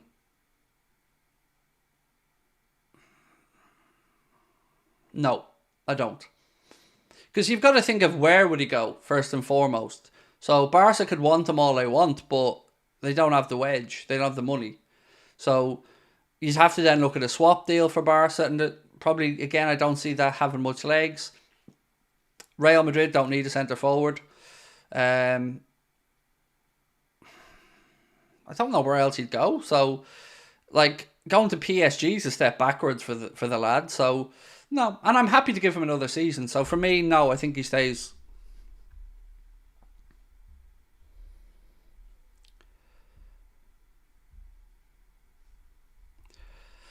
We should buy Wharton and Gray, two English players that would fulfill the homegrown quota. Yeah, look, it's always smart to get some homegrown players in. Absolutely. I don't know enough about that Wharton kid. That you're not the first person today, Dave, to bring him up. I just haven't watched enough of him at Palace. But Archie Gray, I think, whenever he departs Leeds, it's going to be for a pretty significant sum of money. Biffa said, if you could bring back one foreign retired player from Liverpool Premier League era, not Suarez, as he's my pick, and the obvious one, who are you choosing?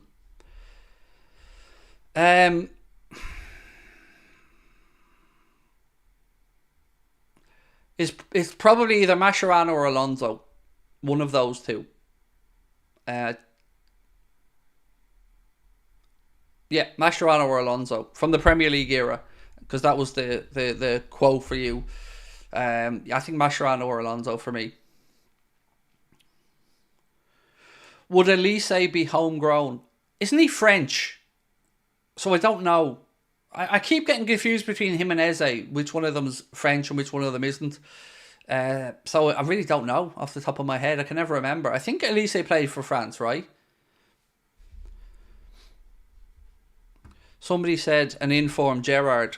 An informed Gerrard isn't a foreign player. The question was foreign player. Hippie is a good shout as well. Sammy Hippie is a very good shout. Elise is English but plays for France, so would be homegrown, said David. John Arne Risa. I never rated Risa, mate. I never ever rated him the way others did. My memories of John Arne Risa are some good moments, of course, and somebody who very much loved playing for Liverpool Football Club, but also somebody who skied so many shots and wasted so many attacking opportunities that it drove me mad. I never was really as big an admirer as some others of him.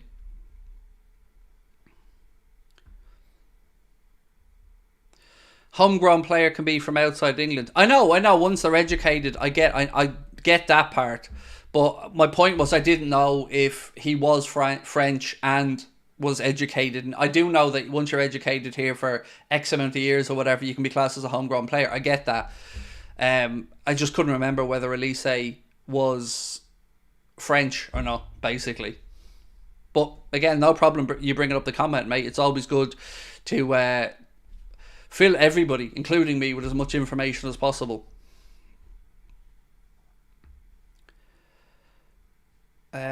What's the news about Gordon? I'm kind of excited, and Kudus also. So the news about Gordon came in from the Express. Daily Express said Liverpool are eyeing up a £100 million move for Newcastle's Anthony Gordon.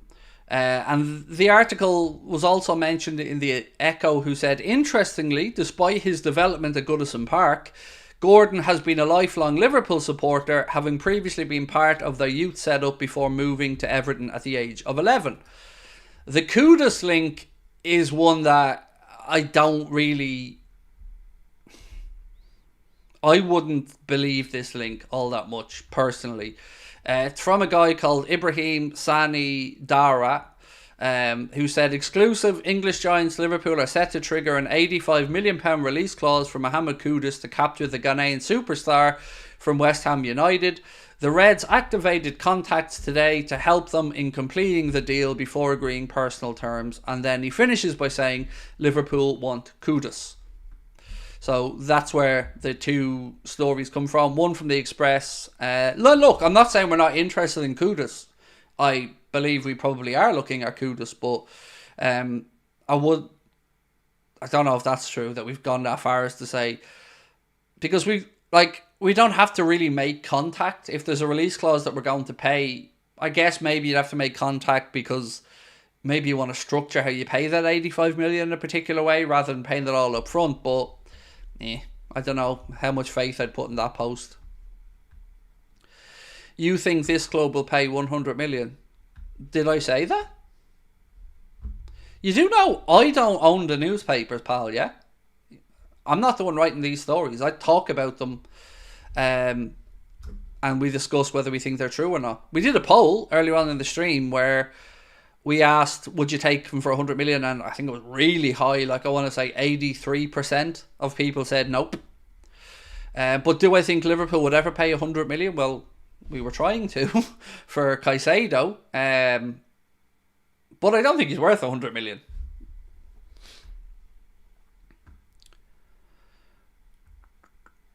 I'm sure we want Kudus, said Ellie L. Werewolf. I want Margot Robbie, but I won't get her, will I? Not with that attitude you won't, mate. Come on now. You got to dream big, right? Craig, as an Irishman, who do you think was the best Irish player to play for Liverpool? You said Aldo. I'd say Ronnie Whelan, personally. In order, Ronnie Whelan, Aldo, Finnan would probably be my order. But for me, the answer is Ronnie Whelan. But also, only for injury, Jim Beglin would be higher up that list. You know, Jim Beglin's career obviously didn't have longevity because of the injury, but Jim Beglin, incredible.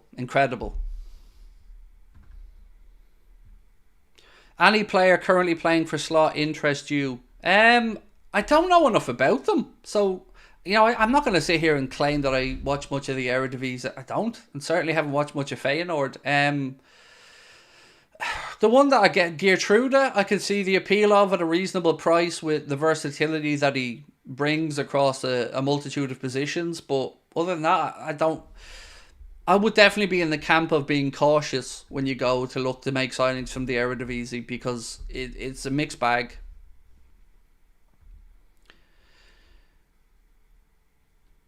Steve Highway was Northern Irish though. When someone says Irish to me as an Irishman, I think of the Republic of Ireland.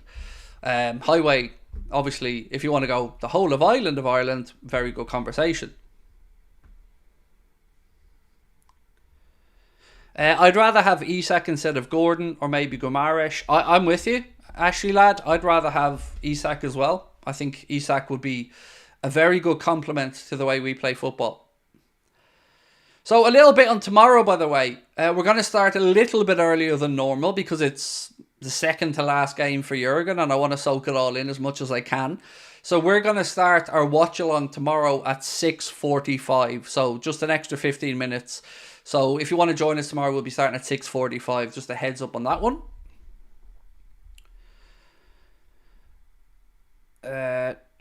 Steve Highway was born in Dublin. I always thought he was from Northern Ireland. That's my bad, Jason, mate.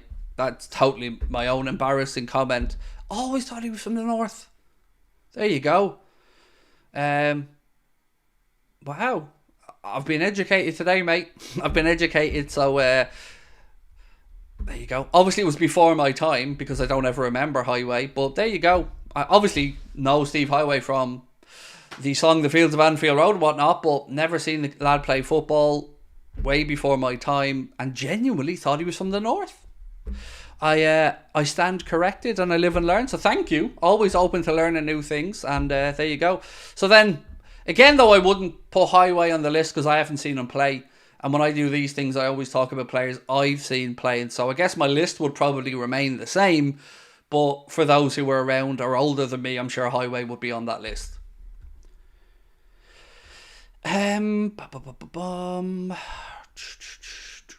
Craig, think FSG might do a sly one and renew Adrian. Oh, they better not. We've got some young decent keepers coming through. No need to be keeping Adrian around.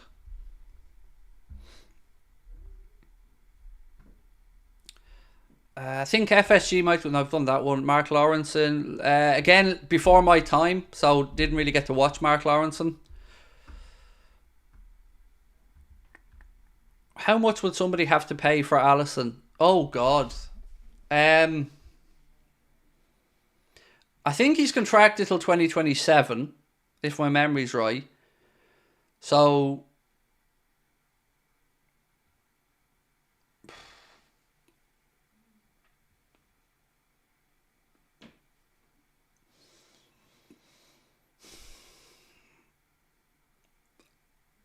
$100 million minimum.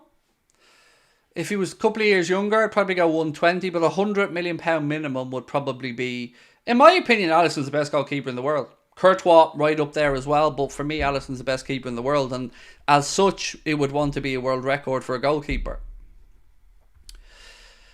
He was before my time too, Craig, but the clips I've seen of him, he was excellent out wide. I don't even remember seeing many clips of him. Truly, I don't know why. Why do I think he was from Northern Ireland? All my life, when I've heard about Steve Highway, I thought he was from Northern Ireland. Am I sure about Steve Highway? No, I was wrong, Stan. I was wrong. The chap pointed out to me. He was born in Dublin, played for the Republic, was just before my time. So I was absolutely incorrect on that one.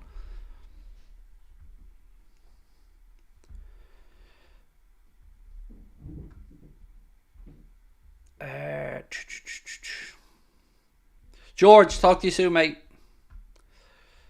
Who's Steve Highway? He was a winger. Do you not remember the song? Steve Highway on the wing, we've dreams and songs to sing, so lonely on the field of Anfield Road. It was just before my time. And I always grew up thinking he was from the north. That's mad. Genuinely mind blown on that one. Do you think we should give Thiago's wages to Trent? I'm trying to think of what I think Trent would be worth on a new deal.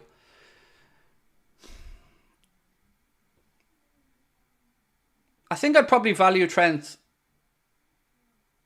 200 grand a week. I think he's earned 200 grand a week. Which would put him into the Virgil van Dijk bracket. I think somewhere between 2 and 250 were Thiago's wages. I've seen different numbers on it. I feel like Trent 200. Now remember, you have to remember the bargaining position Trent's in as well. You know, he's going into the last year here, so he's got quite a strong hand in a negotiation here. I think 200 I feel comfortable at. Do I think Liverpool would have won the Champions League against Madrid if Karius didn't fuck us? I don't think Karius necessarily fucked us. I think, as we mentioned yesterday on the stream, we'll never know if that collision with Ramos gave him concussion. We don't know that.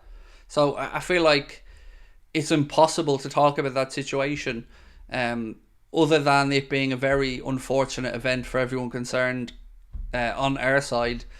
So yeah, I don't like to say he screwed us, because if the man was truly suffering a concussion, it's understandable.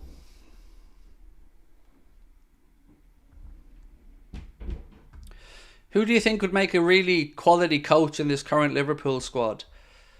I think Thiago will be a good coach, like you've mentioned.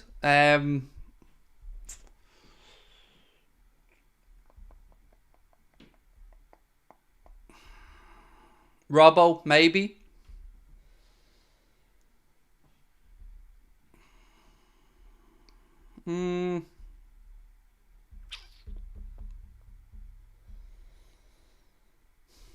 I don't know many of our forwards really. Again, hard to know.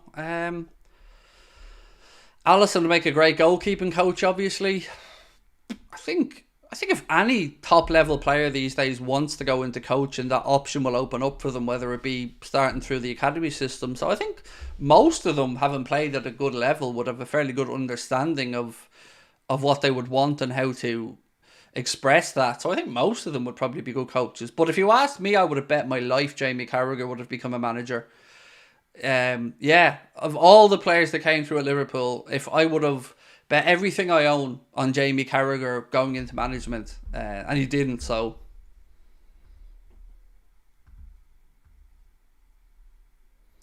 Karius was dropping clangers before his concussion. That's irrelevant though, in my opinion, mate.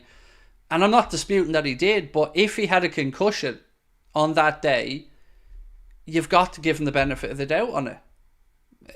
Not on anything else, not on the other ones, but on that day, I think if he had a concussion, for me, I think it's only fair I give him the benefit of the doubt anyway. And either way, he didn't do it intentionally. You know, mistakes happen. And he looked heartbroken out there on the pitch. Unlike Adrian, when he made his mistake against Atletico Madrid, he didn't look like he gave a shit to me anyway. Which is one of my big gripes with Adrian.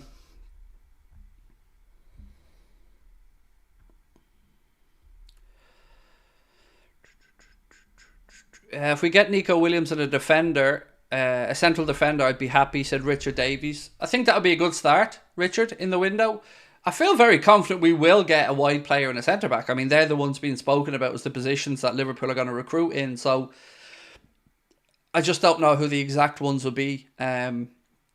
Like you, Richard, I very much like Nico Williams, and we spoke a little bit about him earlier on.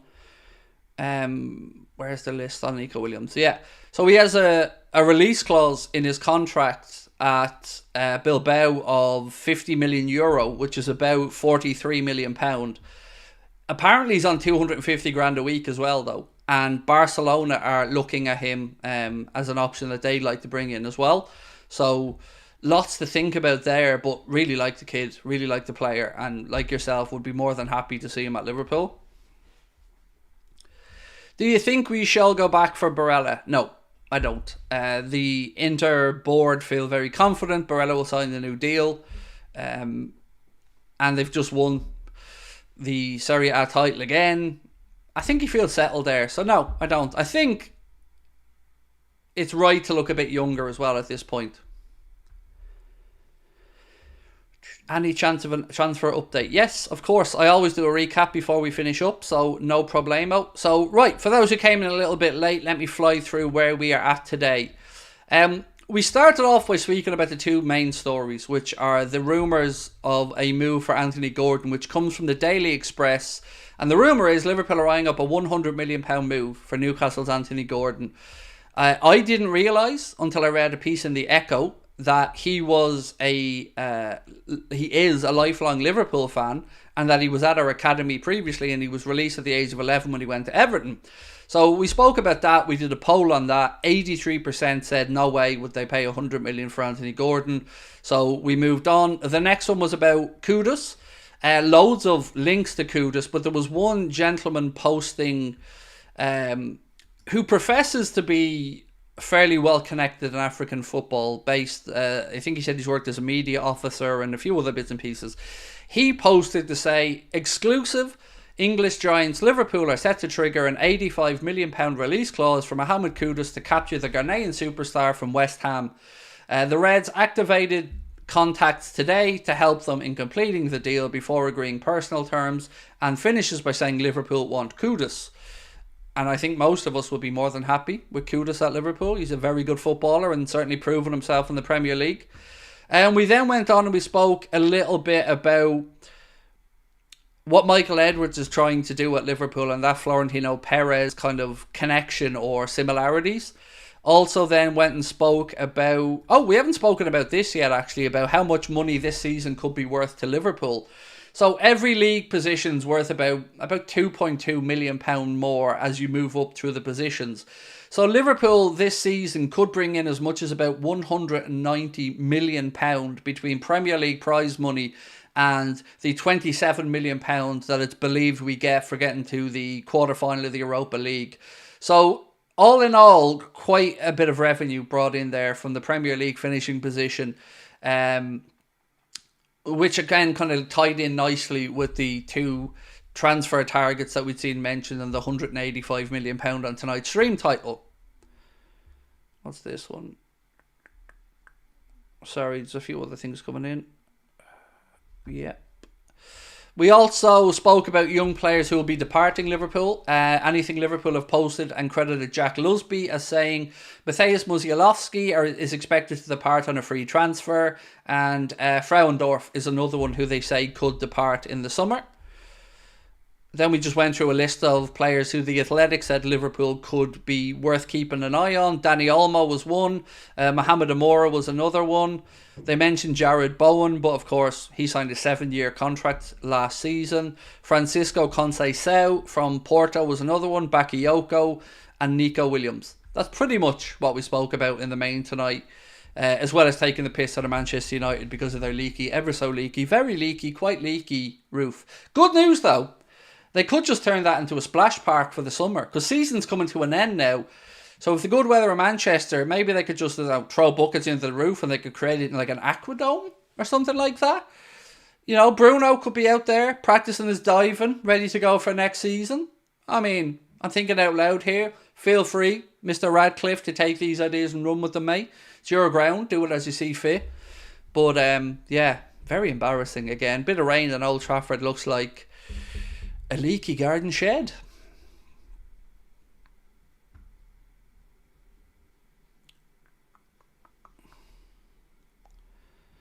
Craig, this guy, Liverpool saying advanced talks for Kudus, do I believe there is truth? I have no idea. I don't know anything to this person's credibility. Zero. So in that regard, I wouldn't hold my breath on it, but I don't know anything about the guy. Truly. I don't know if it's a blag account, someone professing to be somebody else. I feel confident that we're looking at Kudus, but I don't know to the... I couldn't speak to the precise nature of that or the credibility of that. I don't know. Am I an alpha male? Difficult one to answer. I think so. I mean, as an example, I've captained pretty much every sports team I've been through growing up. I lead a company. I'm a pretty all-encompassing personality.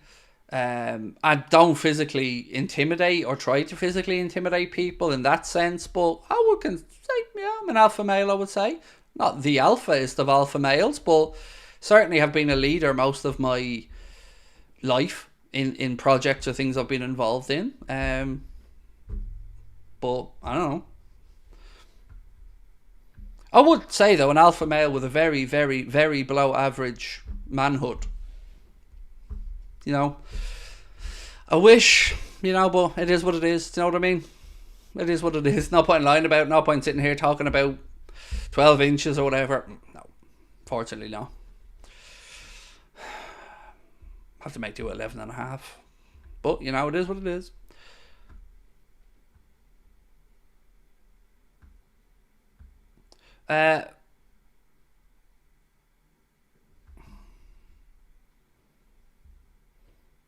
Mr. Meldrew, Mr. Fake Victor Meldrew, I don't know why you're being so negative in the chat, mate. Calm down.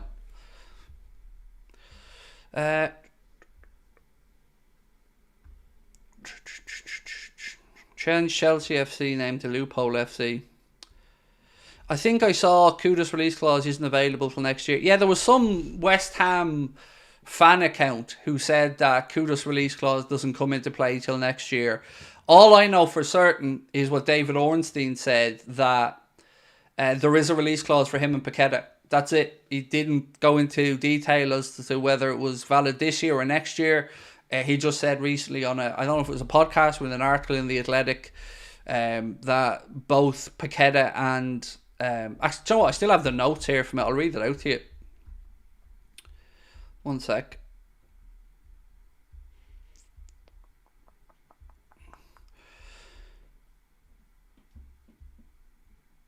Scrolling back through my notes. Uno momento. Yeah.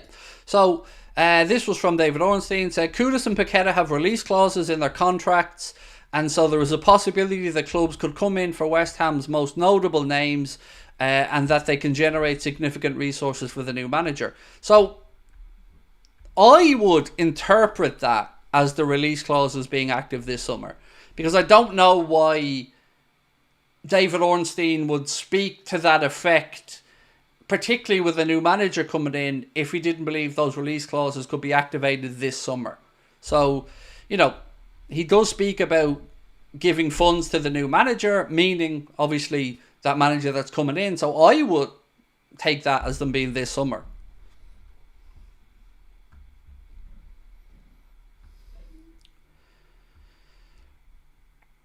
Don't you think Arne Slot will be a yes man to Michael Edwards and FSG? Well, I think he's going to be a coach, Zane. You know, it depends how you want to look at it. Like, there's nothing wrong with a coach being willing to come in and just look after the first team affairs and coach, pick the team. I'll read something out to you, mate, which I think might give you an indication of where my head's at with it. And it gives you a little insight into the thinking of Michael Edwards. So, again, credit to somebody in the Athletic comment section for this. Said, in Josh Williams' recent excellent book, he has Edwards himself proposing a model to FSG where the manager has very little say in transfers in year one, but increasing amount of influence as he stays. This allows you to build squad cohesion by avoiding signing loads of different types of players for different managers who fail, and reward success and give a good manager the squad he needs. So I think there's probably something to that.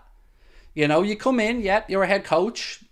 Initially, you're not really involved too much in transfers. But over time, if you prove yourself on the pitch with the players, your bond, you become an attractive manager to come play for, I would imagine then you have more ability to look to have more influence. I think the role that Michael Edwards and Richard Hughes is doing now protects the club more. You know, look at what Ten Hag did with the signings he wanted to just bring and sign everybody he's ever given a Christmas card to from the Netherlands. So I don't think it's necessarily a bad thing if a coach wants to come in and is willing to work within the parameters of what's there, because you know the new football structures are that sporting directors make a lot of these decisions. So yeah, I don't view it as a stick to see him beaten with. It's just modern football.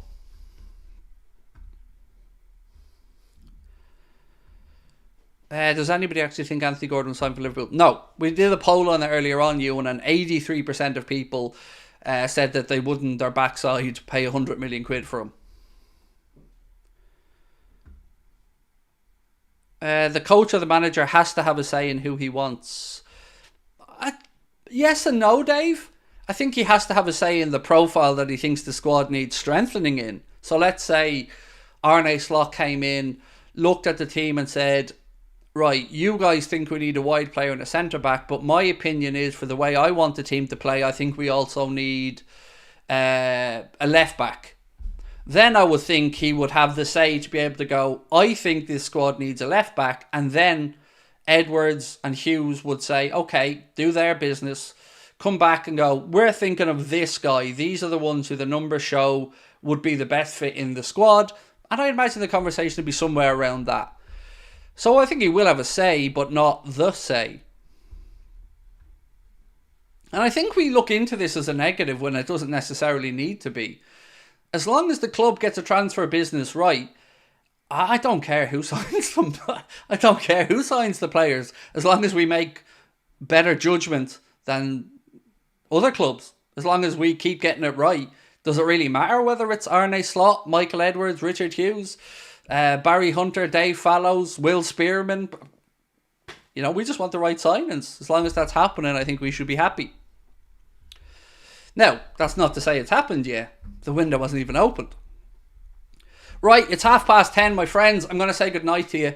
Again, just a reminder, tickets are now officially on sale for the Liverpool show, as well as the Cardiff show and the Belfast show. You can get them all via the link at the top of the chat and in the description. Tomorrow, we will be here at 6:45, starting off for the watch-along of the game against Aston Villa. I hope you can join us for that one as well. We'll have a full watch-along, match reaction, player ratings video, everything else. Thank you for a really fun stream tonight. It was great catching up with you after having a day off yesterday, and I will see you tomorrow. Talk to you soon. Have a good one.